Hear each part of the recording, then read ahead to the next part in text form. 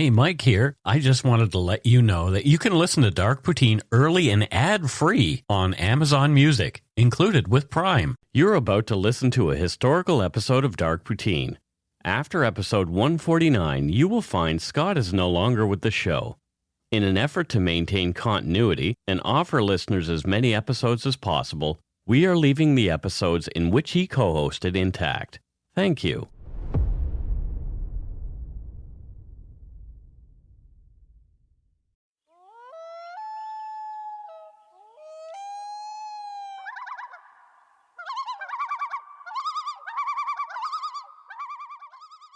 Welcome to Dark Poutine. I'm Mike Brown, creator and host. With me, unusually, in person is my good friend and co-host Scott Hemingway. Say hello, Scott. Hello, Mike. We have combined our households into a larger bubble because because it's okay to do here in BC. Yep. Which is amazing. Both of us have been off work. We've been hiding out on the inside. So Yep. Yeah, it's time for us to actually record in the same room. It feels good. It does. Feels good. I'm so tired of hearing robot Scott over the Zoom. The views, information, and opinions expressed during the Dark Poutine podcast are solely those of the producer and do not necessarily represent those of CuriousCast, its affiliate Global News, nor their parent company, Chorus Entertainment. Dark Poutine is not for the faint of heart or squeamish. Listener discretion is strongly advised. We're not experts on the topics we present, nor are we journalists. We're two ordinary Canadians chatting about crime and the dark side of history. Let's get to it. Put on your toque, grab yourself a double-double and a Nanaimo bar. It's time to scarf down some Dark Poutine. Chomp, chomp, chomp.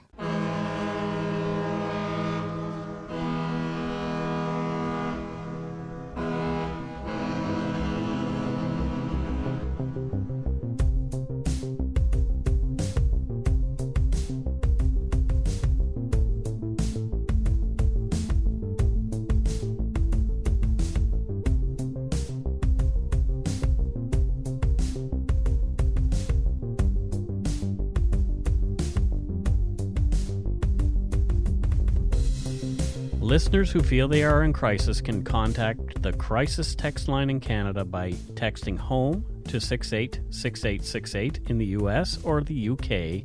Text HOME to 741-741. You'll be matched with a volunteer counselor who is supervised by a licensed, trained mental health professional. Crisis Text Line is a free 24/7 support for those in crisis. For more information, go to crisistextline.ca in Canada or crisistextline.org globally. Well, welcome back. Thank you. Back in the hood. Thank you. Back on the horse, as it were. Yeah, this feels foreign now. Right? I was saying to Carol earlier today, I wonder how we're actually going to feel when we go and get our first haircut. It's going to be bizarre. Yeah. I was thinking about that today, actually, but I haven't looked at the exact timelines of everything reopening here, but my understanding is by mid-June they want things as back to normal as possible with, safety precautions and stuff. But exactly, and June 1st, the kids here in BC are going back to school, I heard today. You were busy doing other things. I was assembling a barbecue all day, and so you're having me over for a barbecue is what you're saying. Tomorrow, yeah. I think we're going to have something tomorrow if you guys want to head over. That would be good, actually. I think it's... Yeah, while I was out there, I heard the family listening to some press conference about it, and whatever, they'll fill me in when it's needed. Sure. They'll update you, Mike. Or they may not. They probably don't want to go back to school. No. Olivia, yes. Violet, no. Yeah. Although the crimes we're talking about this week made international news when they occurred, they've even come up briefly in the news from time to time. Many of our listeners outside of New Brunswick may not be familiar with this 45-year-old case. Just before Christmas in 1974, 2 Moncton police officers were executed by 2 men while on duty during an investigation into a kidnapping incident involving a 14-year-old boy. This is episode 125, Cold December, Constable O'Leary and Corporal Bourgeois. So did you say 45 years ago this took place? 45 years ago. Oh, wow. I was barely alive. Right. Moncton isn't a large city today. It's still only roughly 72,000 people. And in the mid-'70s, when these events took place, it was around 58,000. Okay. So it's quite small. Very small. Yeah. It's a nice place to make home and is well known for its East Coast-style hospitality. And despite its low crime rate, friendly residents, and small size, Moncton has seen more than its share of police officers murdered on duty. Really? The 1974 murders were not the first time. From the New Brunswick Police Officers Memorial website, quote, on August 1st, 1892, Constable Stedman was murdered while attempting to arrest 2 suspects implicated in the burglary of a store. A struggle ensued and 4 or 5 shots were fired. Other police officers came and found Constable Stedman wounded and shot in the chest, end quote. Holy shit. So that's 1892. I don't know what you're stealing from a store in 1892 that warrants gunfire. An anvil? Like, what did they have in stores in 1892? Corn? It wasn't the last time either. A long-time listeners will recall episode 12 of Dark Poutine when we covered the 2014 murders of 3 members of the RCMP. They were Constables Fabrice Georges Gévaudan, Dave Joseph Ross, and Douglas James Larch. I remember that episode really well. Mm-hmm.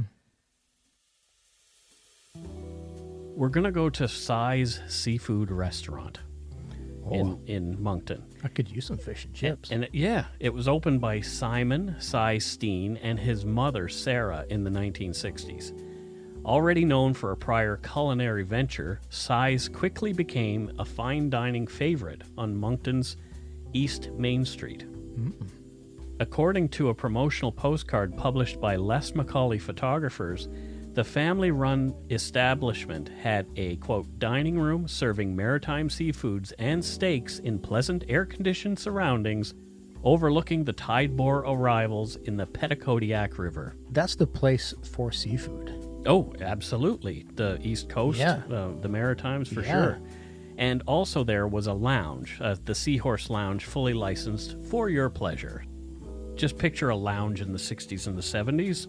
You've got it. I've seen the pictures. It's quite great. Was it shaped like a seahorse? No, it was not. I'm disappointed. Si's was well known for great food, a fantastic atmosphere, and an amazing view. And people say there is no view like it today. Wow. In New Brunswick. According to communicator Brian Cormier on his website, briancormier.com, Si's famous chef John Speranza was renowned for his recipes. Brian also posted a PDF copy of Speranza's recipes acquired when new by his mother, and he posted that on his website, and we'll link to everything in our show notes. Here's what he had to say about the booklet and the food at Si's. Quote, some of Chef Speranza's recipes include lobster Newburg, stuffed oysters, baked stuffed shrimp, spaghetti carbonara, manicotti lasagna, oyster fiorentina, minestrone, pear parfait, and the highlight of the entire booklet, at least in my opinion, the incredibly addictive seafood casserole. In fact, that recipe was even mentioned in his obituary. Damn. In the late 60s, his seafood casserole recipe was introduced to the Canadian consumer through Salada Tea's Great Recipes from World-Renowned Chefs. I've tasted other seafood casseroles, he goes on, some very good ones at that, but they still pale in comparison to Chef Speranza's recipe. It would be a shame not to share it with the public so that his recipes can live on now that he's gone, and the restaurant is but a memory in photos found on the Vintage Moncton website, end quote. That's some high praise. Right? Yeah. Yeah, so it was one of the better seafood restaurants that you could probably go to in the Maritimes. See, sadly, I don't think I could enjoy all what these places have to offer because my seafood taste is very generic. Fish and chips. I like some smoked salmon. I could take you to a seafood place where the food is not fishy. If it's got a fishy taste to it, it is actually not fresh. Because I'm not a fan of lobster or crab. I don't like any kind of shellfish because yuck. Because yuck. But it could be one of those examples of maybe I'm not the biggest fan because I just haven't had it done properly. So the weeks before Christmas are always busy ones for restaurants. Si's was no exception. On the night of Thursday, December 12th, 1974, around 10:30 p.m., Cy's son, Raymond Stein, 14, and his grandmother, Sarah, were driven home and dropped off by one of the restaurant employees, Gene Stone, as Cy had to stay behind and close up. After Raymond and Sarah said their goodnights and got out of the car, Ms. Stone drove back to the restaurant. Raymond and Sarah unlocked the door and went into the house, and there they were startled by two short-statured men with stockings on their faces and pistols in their hands standing at the top of the stairway. Stockings over faces has never resulted in something positive. No, it's creepy looking, actually. Oh, it's terrifying. And yeah, it's not like you know, surprise, it's your birthday. Like, no. If somebody's got a stocking over their face, it's business time. The men asked the frightened young man and his grandmother where Cy was. Sarah told the men Cy was still at the restaurant. Raymond later said, "I thought about running out the door, but decided against it." I would have probably thought that too, but there's Grandma. You don't want to just leave her there, and you can't drag her with you. So you're gonna stick around for Grandma's sake. But the fight or flight absolutely would be mechanism tendency is there. So without a doubt, that oh shit, run, would definitely pop into your head. As one of the men kept Raymond covered, the other bound Sarah to the stair railing with masking tape. Probably had to use a lot of it to bind somebody. Masking tape's not that. No. Yeah. How many rolls did they did they come prepared? Shit, why did you choose masking tape? We're going to need to bring like 12 rolls. Exactly. A balaclava was roughly jammed over Raymond's face backwards so he couldn't see. And one of the men walked Raymond out of the house and waited with him while the other went to get the car. This is starting to sound a lot like the Jimmy Pattison kidnapping? When his daughter was kidnapped. Yeah. The car drove up, the car door opened, the front seat was pushed forward, and the blindfolded Raymond was forced into the back seat of the car where the man who had been waiting with him joined him. The other man was driving. Raymond only ever heard these two voices. From court documents, quote, "The head covering did not completely cut off the vision of the boy because of the nature of the material of which it was made. He could distinguish light and darkness in indistinct forms. Raymond was able to trace part of the route followed by the vehicle in which he was being conveyed. It went to the corner of Mount Royal Boulevard and Besborough Avenue, turned right on Mount Royal, then left on St. George Boulevard, past Centennial Place, thence," this is in the writing, thence, I would never write thence. Yeah, no, thence. "To the New Brunswick Power Plant and Edinburgh Drive, and past an A&W takeout restaurant on Mountain Road." End quote. It's a delicious route. But it ends with A&W. That's what I'm talking about. But young Raymond is keeping track. I'm not too sure if I would have the wherewithal to do that at that age, but maybe. I mean, your senses are hyper aware and you're thinking, oh my God, where are we going? You would probably want to pay attention to where that was. I would like to think I would absolutely be paying attention to my surroundings and absorbing all of the info But you don't do that on the best day. That's where I was going. Yeah. Yeah. At no point in my 46 years of life has that been a strong suit of mine. No. At some point, the car pulled over, and the men dragged Raymond out and to a payphone attached to the side of a building. They called the Stein's house, and Cy answered the phone. Sarah, the grandmother, had escaped from her masking tape prison after about 15 minutes and had called Cy, who had raced home from the restaurant. Obviously. Yeah, for sure. After letting Raymond talk to Cy, the kidnappers demanded of Mr. Stein that he pay them $15,000 quickly if he ever wanted to see Raymond again. Doesn't sound like a lot of money, but we're talking 74 or... Yeah, so, you know. Cy was more than willing to pay for the return of his son, but needed time to get the cash together. Cy was told to hurry up, and after hanging up the phone, he raced back to the restaurant to see how much cash they had on hand. This poor father is like, what do I do? What do I do? So if he's being told quickly, don't involve the police, the usual kidnapper fare, of course you're just going to race and do what you got to do. We live in a very technologically savvy time, and so how I'd react now would probably be very different than how I would back then in 74. Yeah, so consider the technology. You're not going to be Yeah. You're not going to be texting somebody saying what's going on while you're talking on a landline to somebody else. Well, exactly. I can see how my instinct would, in that time, would probably be, okay, let me go see what I have. Yeah. Let me go try to see what I can pull together. After the phone call, the kidnappers shoved Raymond back into the back seat of the car.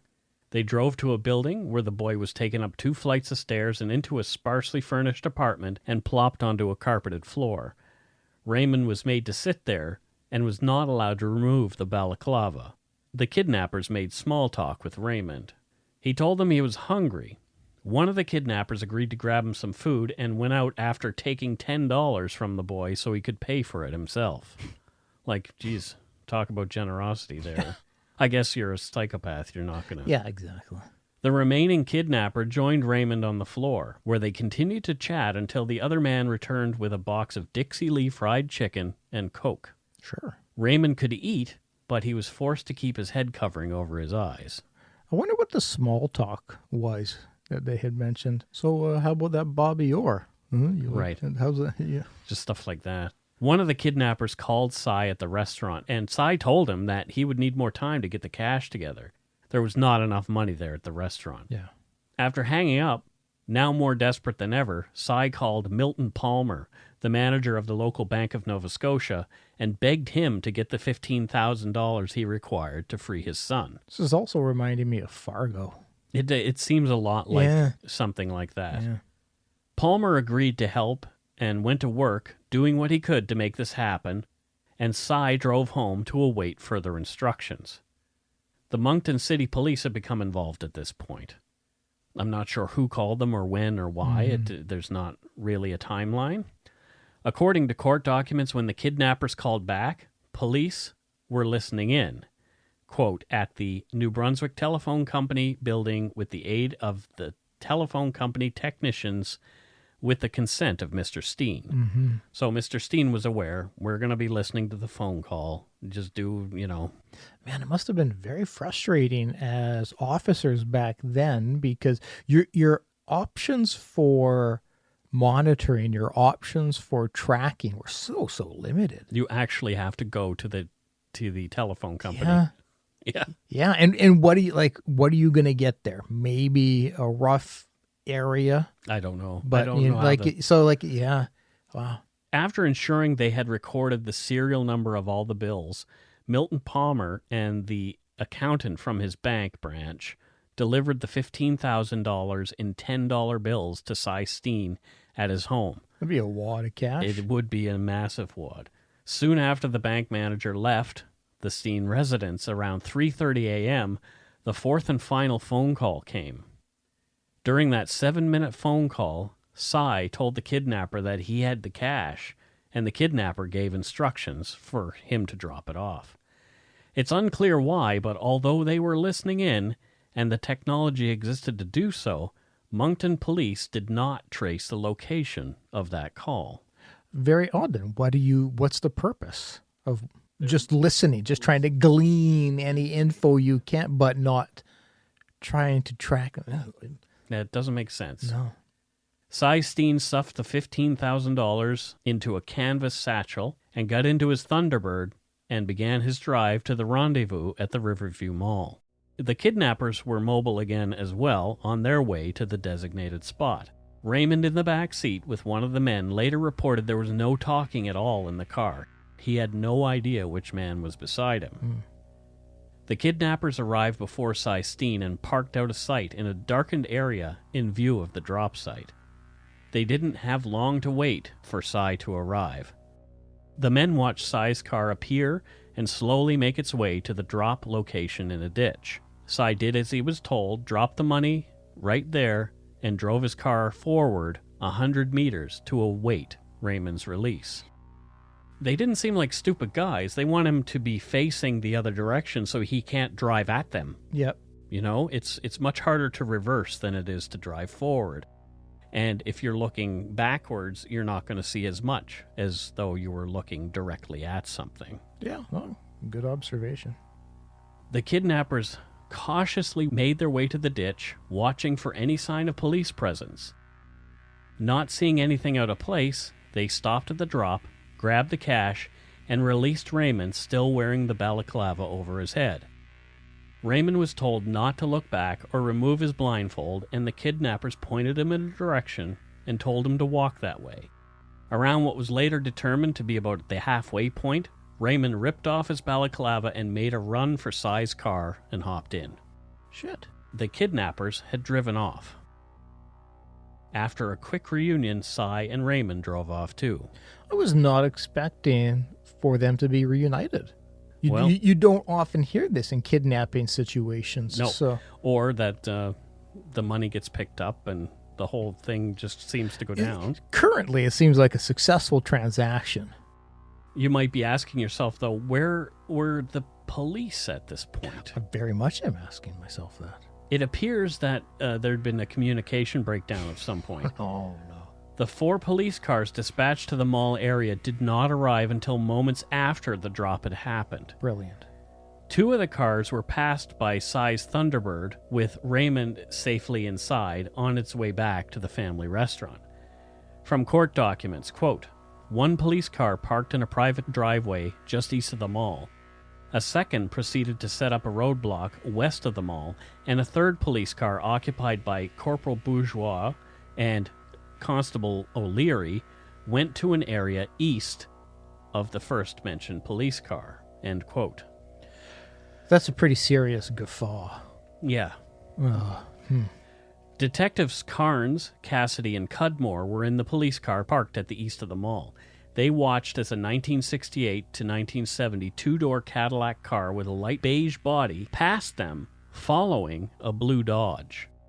The Dodge carried on straight and they turned southerly on Wentworth Street, and as it entered that street, the headlights went out. Having been passed by the Dodge twice already, the 3 detectives made the decision to follow it. Officers Crandall and Galbraith were following the Dodge as well, and proceeded to initiate a traffic stop on that blue car. The detectives were going to back them up.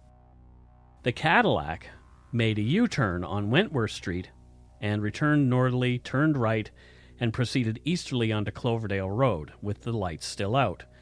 One of the other officers radioed Corporal Bourgeois and Constable O'Leary in their car to let them know they were the ones who were supposed to check out the caddy. Corporal Bourgeois replied, "Okay." This was the last time he and O'Leary were heard from. As the 2 cars pulled over the Dodge, it became clear that the communication issues were much worse than first anticipated. Yeah. In the Dodge were 3 people. One of them was the chief of the city of Moncton's 115-man police force, C. Moody Weldon.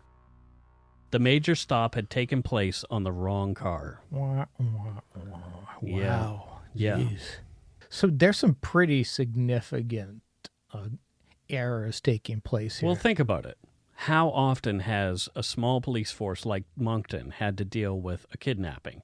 This is probably the first one that any of them have ever seen. For sure. And I don't think that kidnap training was something that was happening quite extensively in the 60s and early 70s. For sure. But these are significant errors. Significant. But again, I'm going back to technology. It was much more difficult to keep open lines of communication amongst each other. You've got your radio and stuff. But I don't know. It's just challenging to hear these fumbles. Yeah. And not pick up on them. And we'll take a break right here.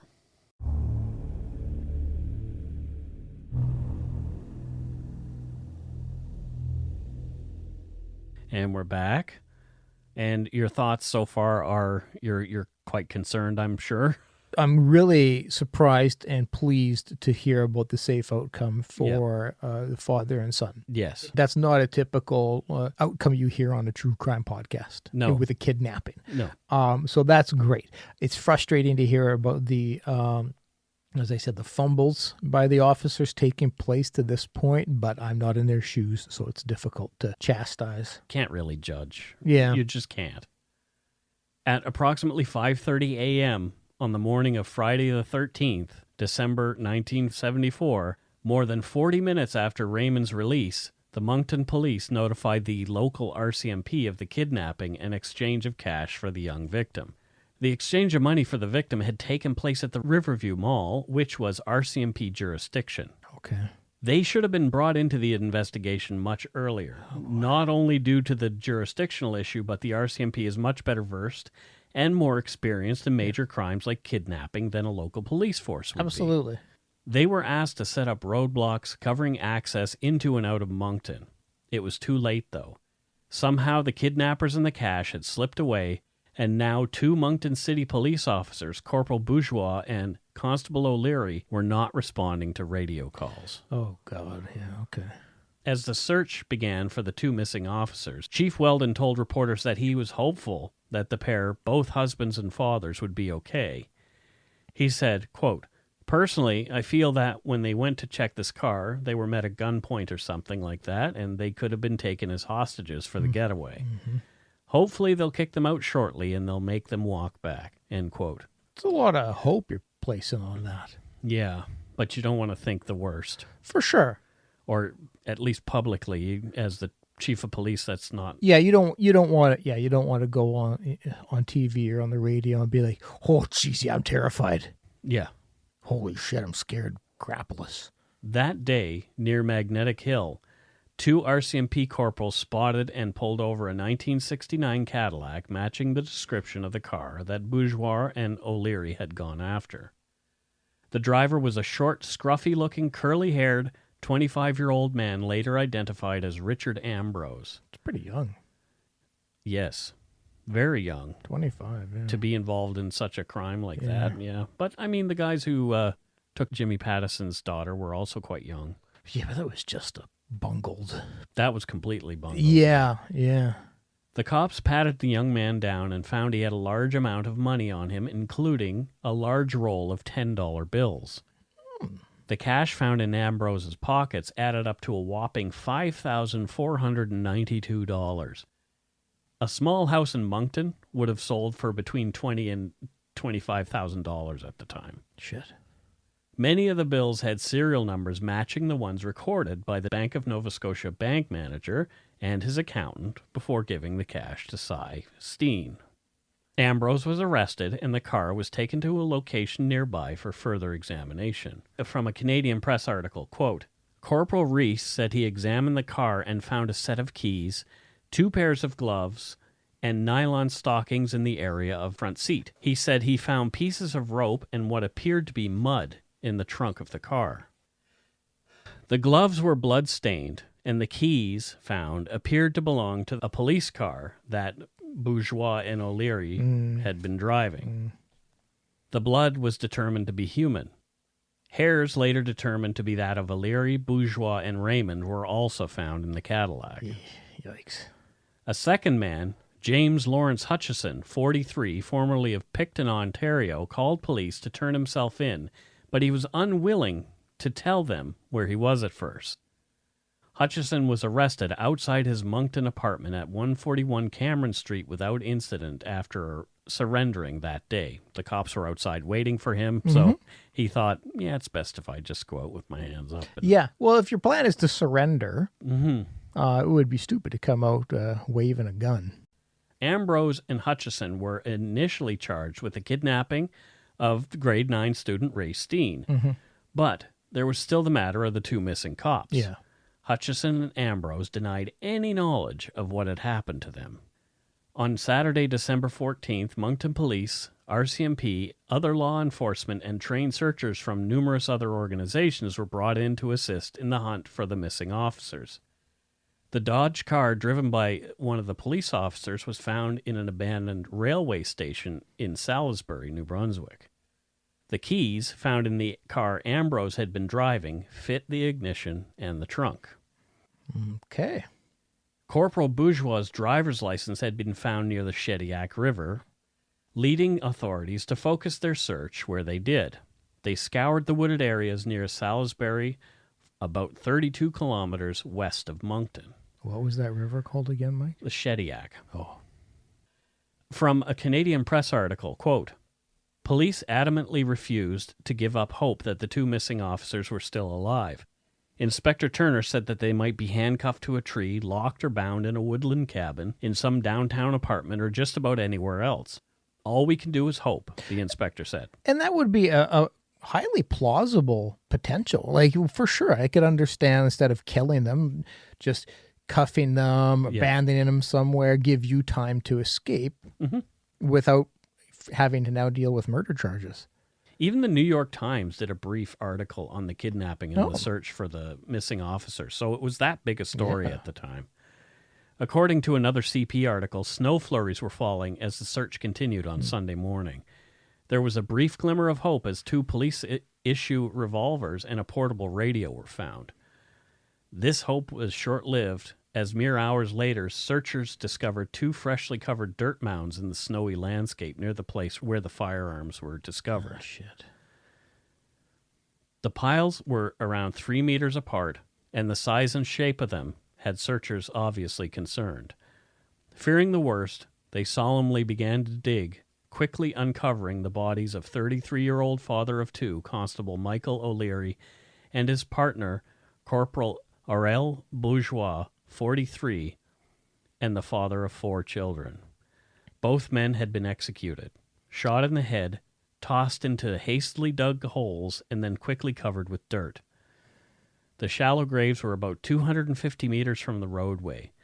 They each had a set of handcuffs, their own, dangling, attached to a single wrist. It appeared that O'Leary had also been shot in the chest. Say what you want about the errors in everything leading up to that. These are just 2 individuals out working. They're doing their job. Trying to capture criminals. They're doing the right thing. Yeah. And it's just money.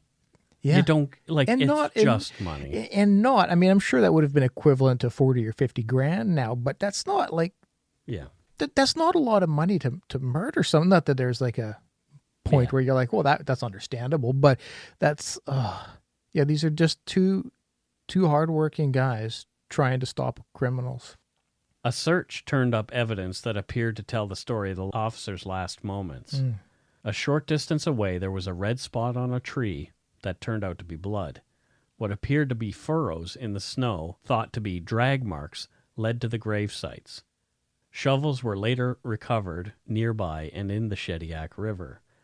Constable Marcel Odette found more of the ransom money, $5,000 in $10 bills, buried in a can near Albert Mines, New Brunswick. One of the arresting officers told journalist Rob Tripp what he surmised had happened. From Rob Tripp's site, cancrime.com, quote, "They were handcuffed to a tree about 20 to 30 feet from where the graves were dug," Swansburg said. "They could hear the graves being dug. The officers likely were taken to the site, stuffed in the trunk of a car." Swansburg said Hutchison and Ambrose first tried to dig with snow shovels, but the ground was too hard. They drove into Moncton and bought shovels and picks at a Moncton hardware store at 8:15 on December 13th, receipts showed. And there were later witnesses who had seen them there. Yeah. Swansburg said he believes, based on his investigation, that there was some sort of scuffle at the tree where O'Leary was shot in the shoulder. The 2 officers were forced into the graves, where each was shot through the head once. There was hardly any blood anywhere else, Swansburg said. Hutchison and Ambrose filled in the graves and fled. End quote.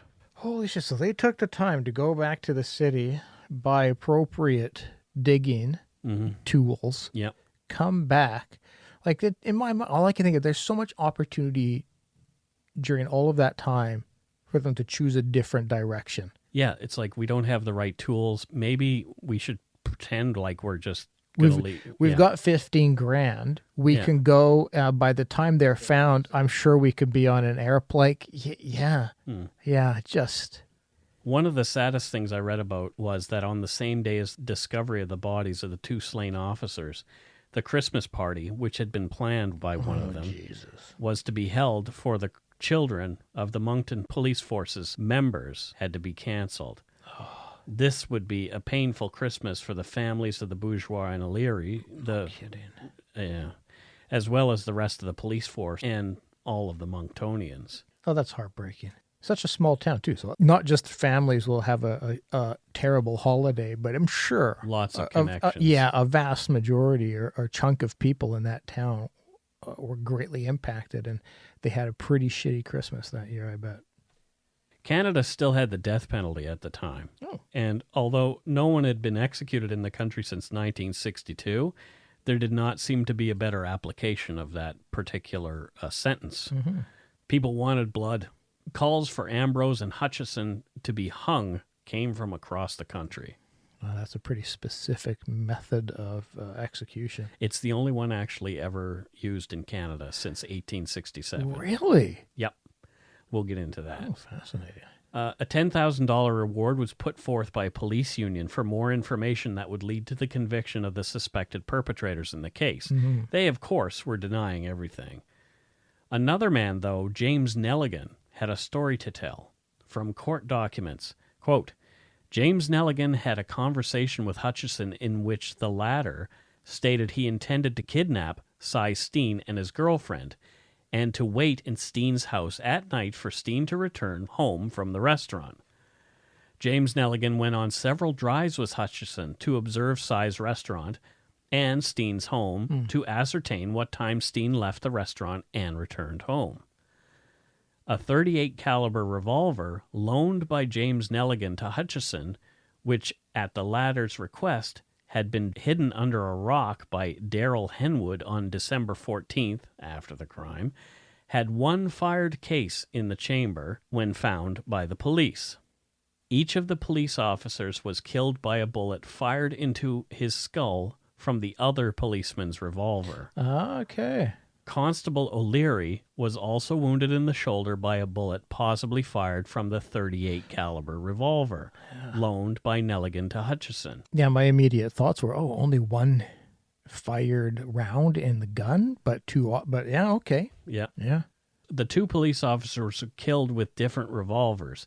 It is likely that if one person killed both police officers, he would have used only one revolver, which raises the probability each police officer was killed by a different person. Yeah, End quote. Makes complete sense, yeah. So both of these guys were murderers. Yeah, I mean, it's true. I mean, why would you, if it was just one person, why would you put down the gun, pick up another one? Yeah. Like, it just makes no sense, yeah. Ambrose and Hutchison were further arrested for first-degree capital murder in the deaths of the two Moncton police officers. They pled Not guilty. surprise. Jeez. The suspected killers went to trial in the early spring of 1975. Over the 13 days of the joint trial proceedings, there was dramatic testimony. In a moment that the defense pounced on, Raymond Stein testified he believed the men who kidnapped him were different heights than the defendants. Oh. As we know, though, eyewitnesses, especially a 14-year-old with a balaclava over his face, are not always the best witnesses. Yeah, So. I mean, he got the directions down. Yeah. But, yeah. From a CP article on April 2nd, 1975, quote, the jury heard 76 Crown witnesses during the trial. The experts' testimony showed soil at the graves was similar to that found on Ambrose's boots, and that hair found on the vehicle used by Ambrose matched that of the slain policeman and the kidnap victim. A forensic scientist said that the men died almost instantly after being shot in the head. End quote. I would hope so. Neither of the accused killers testified in their own defense, nor were any witnesses called to explain any of the incriminating circumstantial evidence presented against them by the Crown. So they're not refuting any of the facts. So it's refuted as it's presented. There is not a defense case. They're not presenting anybody or anything themselves. Just right. The trial came to an end on April Fool's Day, 1975. Also from the April 2nd, 1975 CP article, quote, James Hutchison, 47, and Richard Ambrose, 26, were each convicted of 2 counts of murder punishable by death by a Supreme Court jury and sentenced to hang on June 13th. The jury of 8 men and 4 women deliberated 2 hours and 40 minutes and made no recommendation regarding clemency. The defendants showed no emotion as they heard the verdict from the jury foreman and then the sentences from Mr. Justice David M. Dixon, end quote. So they're sentenced to hang on June 13th. But, as we know, an automatic appeal is filed, and that pushes the date back. And Also, as we know, Canada had not executed anybody since 1962. Although some people had still gotten the death sentence, their cases were still before the court. Well, I was watching something the other day. In the States, anyways, it takes on average 20 years from when somebody's been... That's cruel and unusual, frankly. But anyway. Yeah. It usually takes 20 years from the time somebody's sentenced to death and they're actually executed. On June 12th, 1975, the wives of Bourgeois and O'Leary split a $381,000 trust fund raised to help support them after their husbands' murders. The same year, the Moncton police force's response to the kidnapping was also scrutinized heavily. Yeah. The mayor promised a major reorganization of the department. So they knew where those holes were. I mean, obviously, I know in hindsight because I wrote the thing dependent on historic documents. So, like you said, it's tough to, when you live in a small town that probably has no history or record, at least for these officers, of how to handle this kind of a situation. Yeah. It can be difficult to manage it. And there's no internet. There's no Mind Hunter. There's no major, true crime TV shows. Without a doubt, balls were dropped. They could have immediately contacted the RCMP, who would have been better handled to at least advise. Yeah.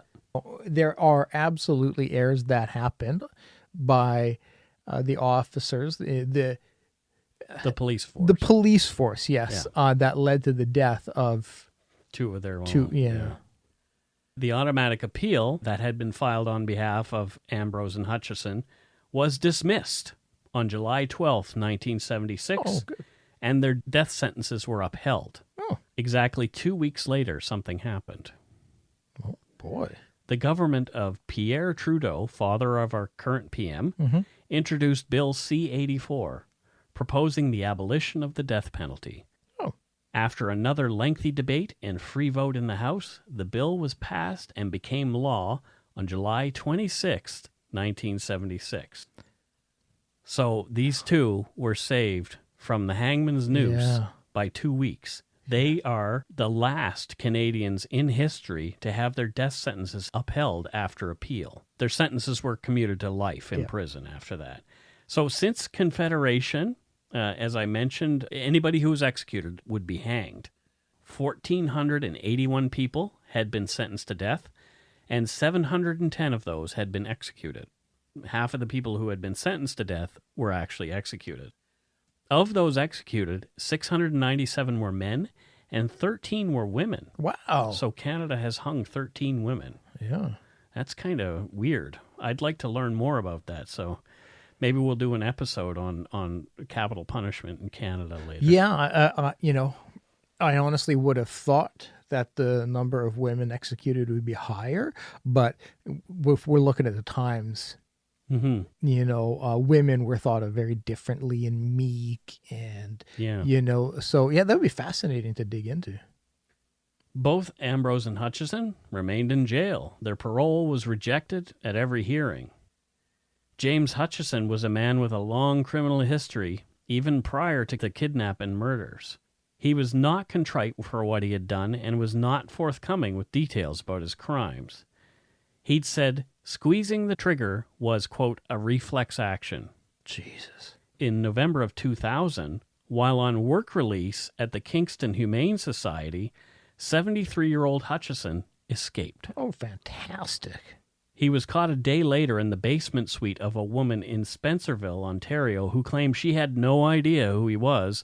Someone had just said, hey, take care of my uncle, take him in for a while, he needs a place to stay, so she did. Sweet gibbers. Hutchison was brought back to jail. In 1999, after 13 months of successful day parole, Richard Ambrose, who had changed his name to Bergeron, was released on full parole after 25 years in prison. For real. 1999. He was determined to be a low risk for reoffending, and he was to serve out his remaining life sentence in the community. So when somebody who has been sentenced to life gets out of jail, gets full parole, they are still under sentence. They are just now serving their sentence in the community. Richard went to live in Edmonton, where he lived with his new wife. Ambrose had a work-related accident in 2003. Oh, no. He received a concussion, broken ribs, collapsed lung, and a broken wrist. It was also determined that this left him with brain damage. He also went off his psychiatric medication at the time. Oh, sweet. And then became violent with his sister and his wife.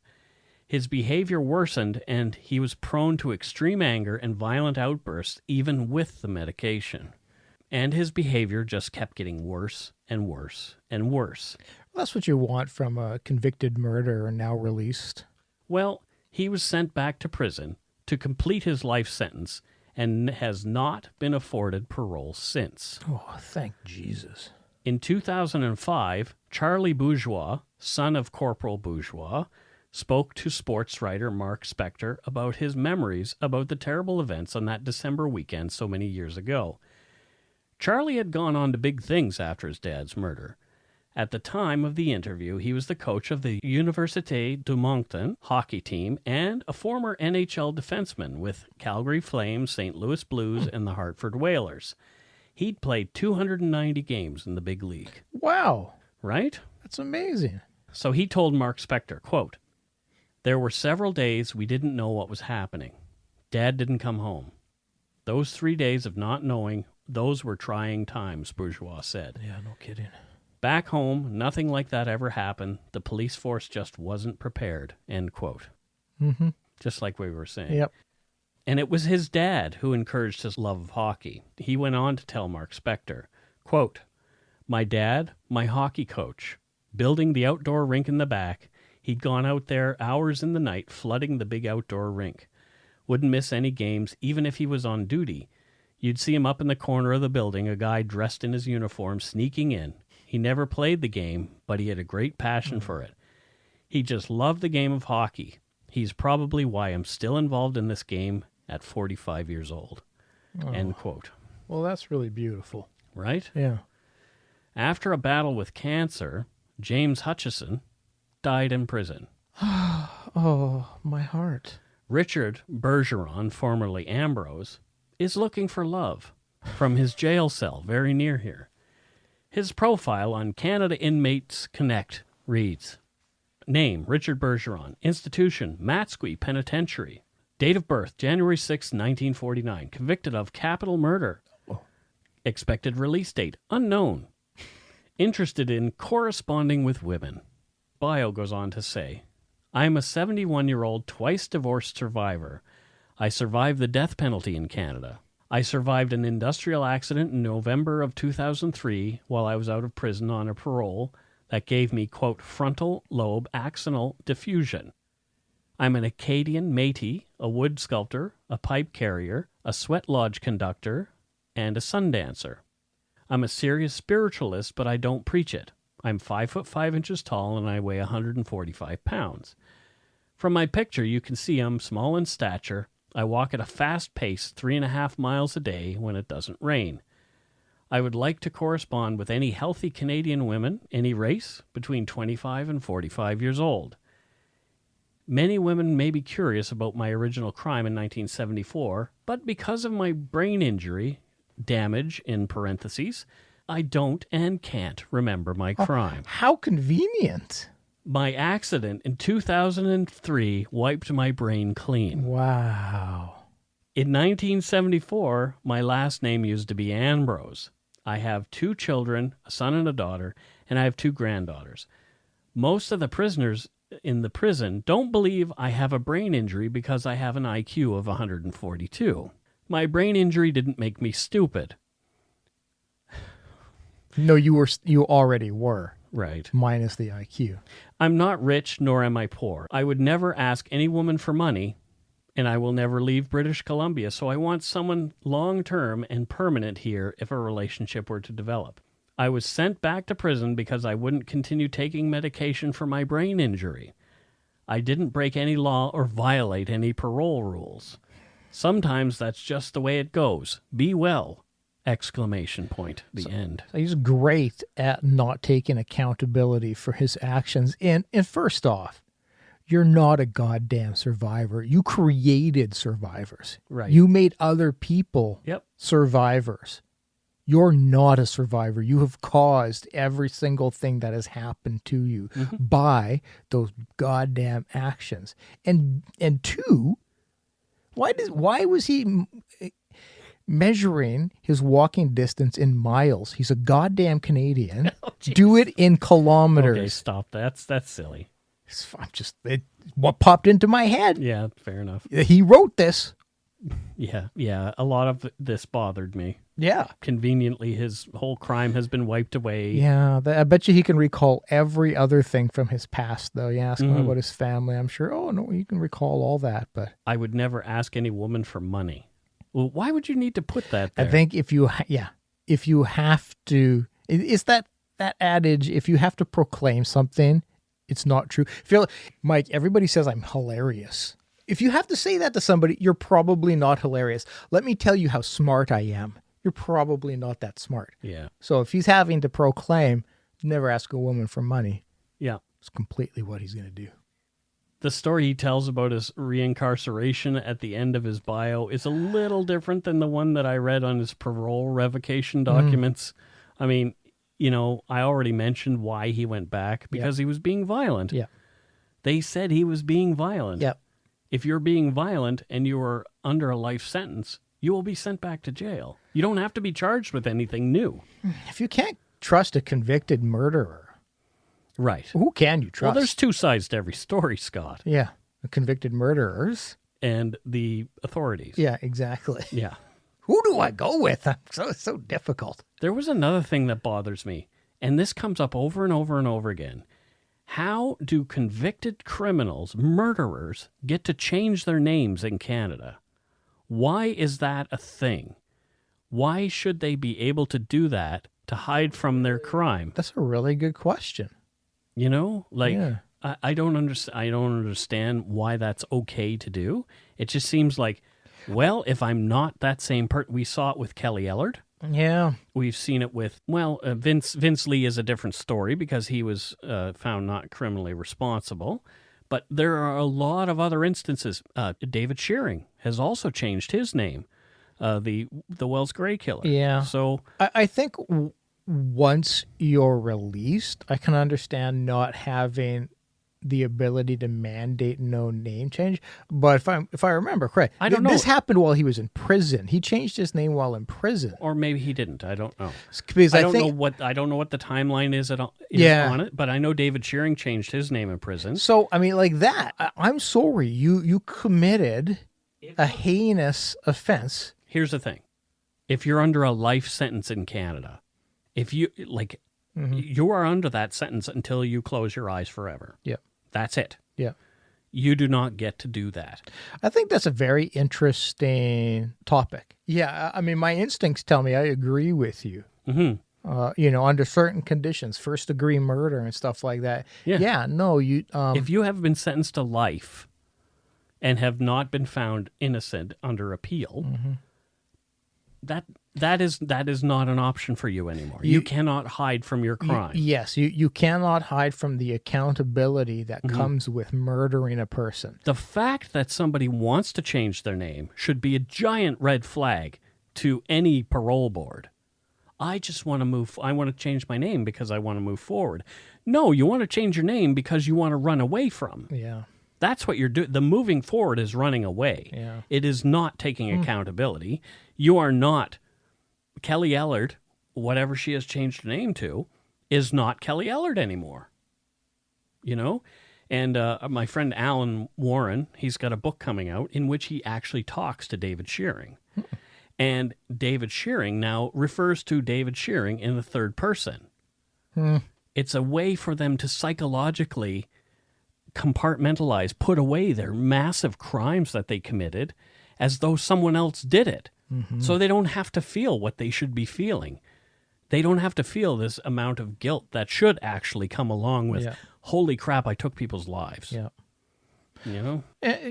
Side note, I did see Alan R. Warren on my television last night. Oh, which show was it? Oh, I can't remember. I think it's some Oxygen Network show. He's been in a few, and he was probably talking about Rodney Alcala. It's exactly what he was talking about. Yeah. Yeah, he's being asked to talk about that case a lot because he wrote a book on Yeah. it. So. Yeah. I was like, because I'm half paying attention, half on my laptop, and I look up, I'm like, wait a minute. Yeah. Is that? And I had to wait a bit for his name to pop up. But yeah.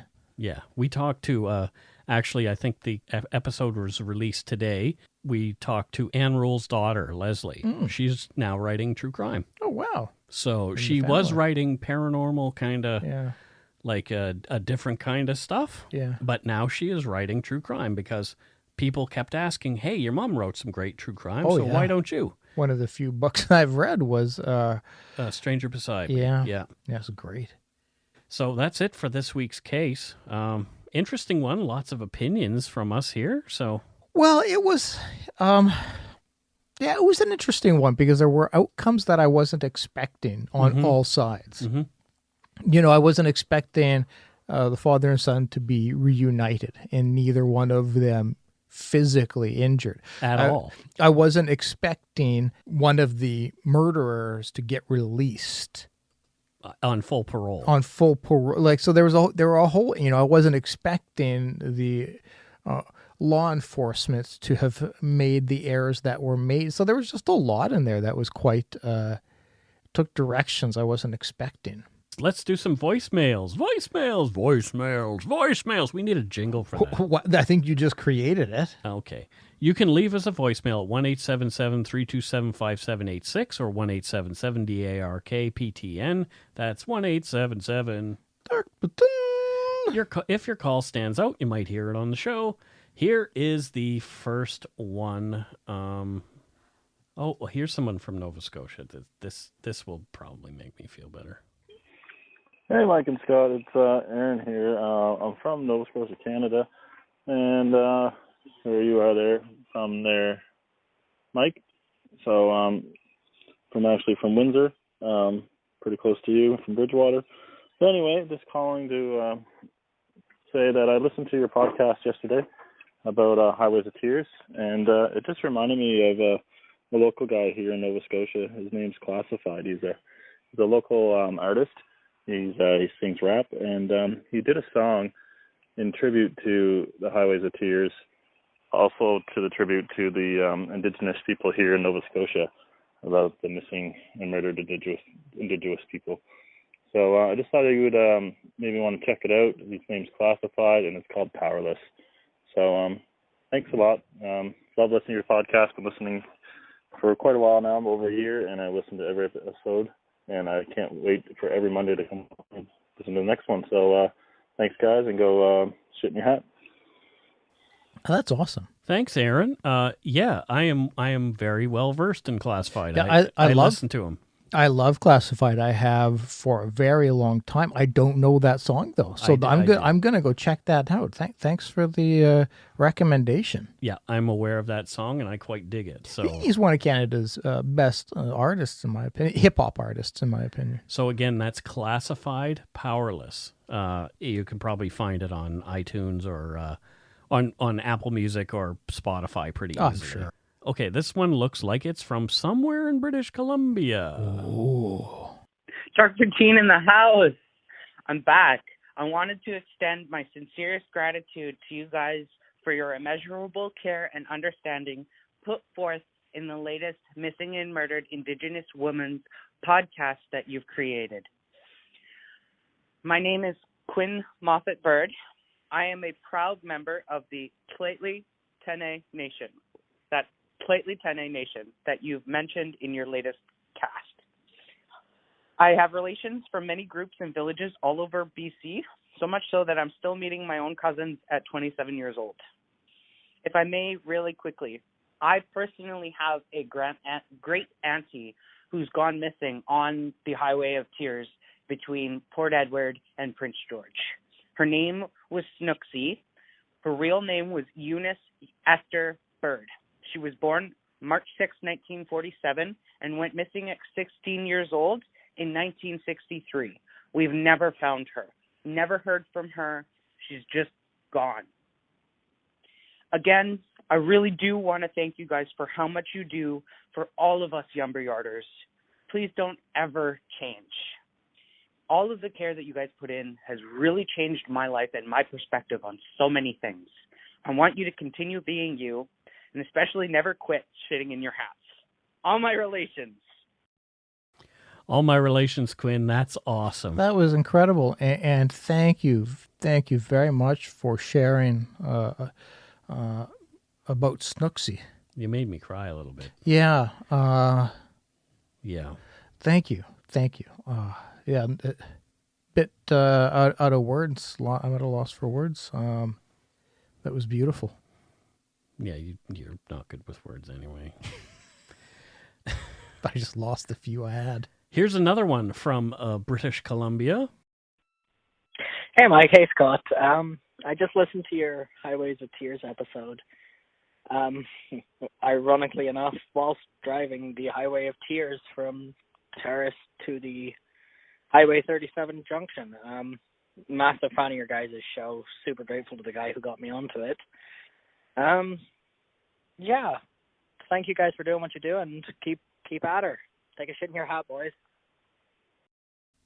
There you go. Concise and awesome. I love it. Yeah, I think that would creep me out if I was driving along the Highway of Tears listening to a true crime episode on the Highway of Tears. It just may. Yeah, it just may not be something that you would be, yeah, that wouldn't be good. It'd give me the heebs. Give you the heebie-jeebies? Yeah. Well, thank you, everybody who took the time to leave us a voicemail this week. Muchos gracias, as they say. Thank you. Or in our other official language, merci. Beaucoup. Merci. No, it's merci beaucoup. Merci beaucoup. You know. I said it in a Texan accent. Merci beaucoup. Exactly. Yeah. It's like, what's his name? Short Arms, Stumpy McShort-Arms. Matthew McConaughey. That's what Carol calls him, Stumpy McShort-Arms. Because his arms look too short for his body. I've never noticed that. Next time you see him, you're not going to be able to unsee it. Shit. Stumpy McShort-Arms. Damn it. I like, you know what all right. Well, thank you for calling our voicemail line this week. It's 1-877-327-5786 or 1-877-DARK-PTN, 1-877... Dark Boots. We should get a real jingle done. We should actually get something. That would be funny. It's like the Casino Taxi one from Nova Scotia. Oh, Casino you've played Taxi, that. Yeah. They're the fast one. Anyway, it's time for Patreon shout-outs and our donut money folks. What do we have this week? Let's see. Scott's got his amazing thinking Memory, cap yeah, on. all up in my noggin. Up in his pumpkin.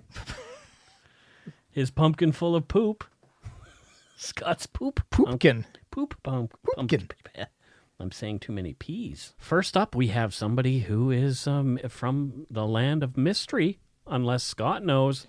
Her name is Rochelle Prentice. Oh, Rochelle. Yeah. Rochelle Prentice. Yeah. Yeah, I know her quite well. Oh? Yeah. You know where she's from? No. Excelsior Springs in Kansas. Excelsior Springs in Kansas? Yeah. Oh, sorry. I get Kansas City. Oh. Yeah. Excelsior Springs in Kansas City. Well, fantastic. Yeah, Excelsior. I just like to say Excelsior Springs. Excelsior. To Excelsior and beyond. Yeah, it sounds like a very fancy word. What does Rachel do in Excelsior Springs? Oh, she is an automotive salesperson. Oh, fantastic. What kind of automotive does she sell? Batmobile replicas, specifically. Whoa. Yep. Of every iteration. Oh. They have in stock at all times 3 of every iteration of Batmobiles. Wow. Yeah. So I don't know. Are you in the market for a Batmobile? I'd like a Christian Bale style. Yeah. They have them. Like the tank. Yeah, they have it. And it actually like a motorcycle pops out of it. Like it's the full meal deal. Oh, wow. Yeah. I need that in my life. Okay. Well, you know who to reach out to now. If she can give me a deal, maybe. In Excelsior Springs. Excelsior. Next we have. Next we have Tanya. Next we have Tanya Angelo Tanya Angelo, and she is from Longueuil, Quebec. Oh. Longueuil. Yeah. I wonder what Tanya Angelo does for a living. In Quebec? Yeah.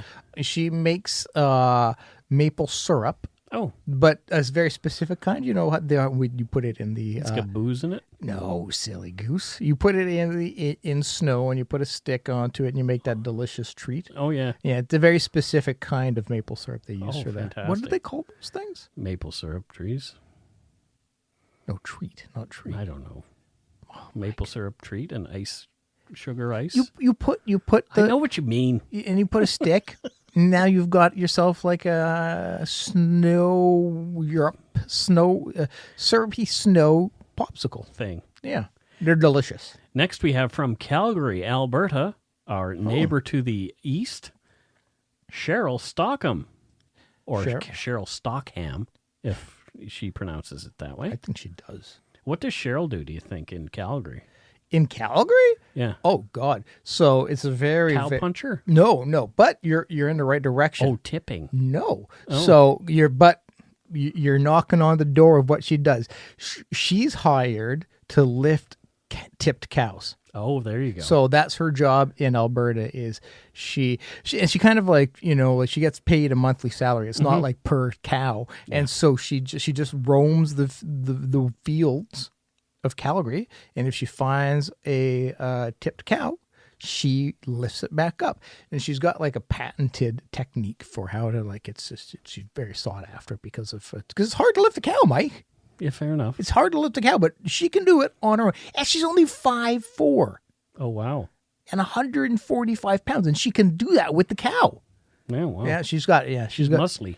She's very muscly, but a lot of it's I don't want to get into it, Mike, but she's great. Enough.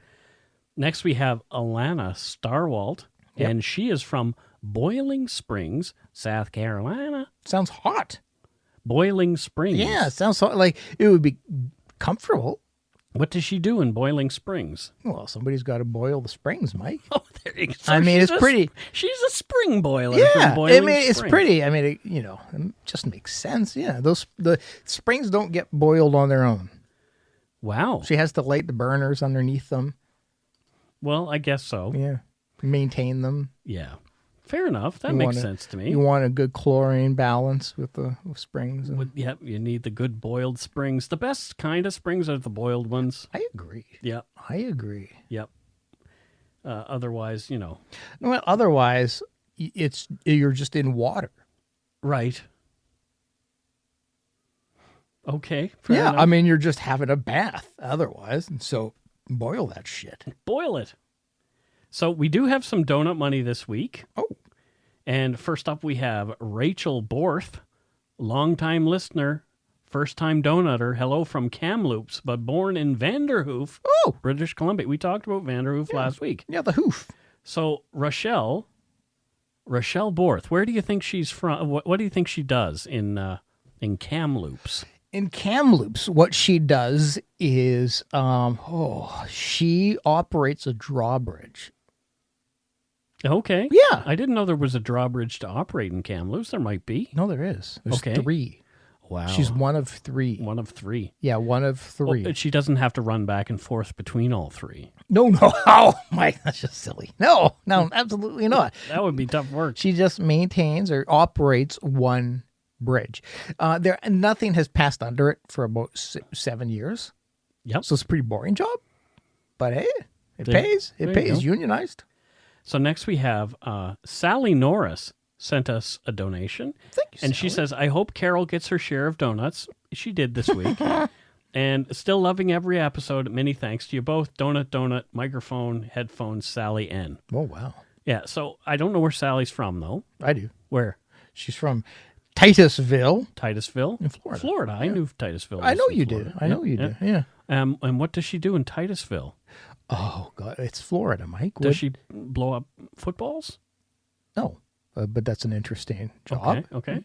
She's an alligator wrangler. Oh. Yeah. Yeah, that's tough Yeah, work. they get out.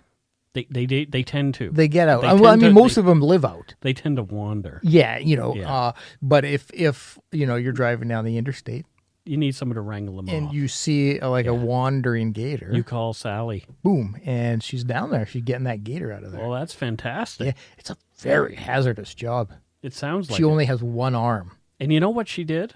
I don't. She sent us another donation a few minutes later and holy. says, double, 2 donuts. So there you go. So thanks. For somebody living in Titusville, Florida, she knows her Canadian coffees. Yeah, she's pretty good at that. So well done. Thank you, Sally Norris. Yeah.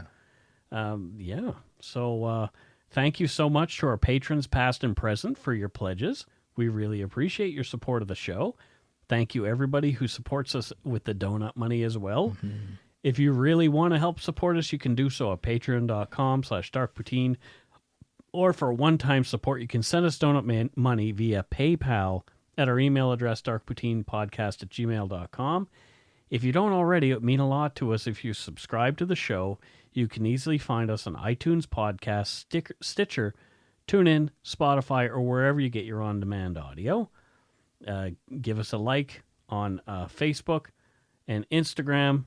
I'm not saying Twitter anymore because I'm done with that place. Oh, really? Eh? Oh, yeah, I'm just done. Twitter's been the social media platform I've used the least. Yeah. Well, you know what? Twitter has the word, particular word in it. Twit. Yeah. So. I thought you were going to go with No. So anyway, yeah, I won't be on Twitter as much. So, yeah. There, that's my rant for the day. Most importantly, thank you for listening and tell your friends about us. Word of mouth is a powerful thing. Until next week, don't forget to be a good egg and not a bad apple, folks. Bye-bye, everybody. Bye-bye.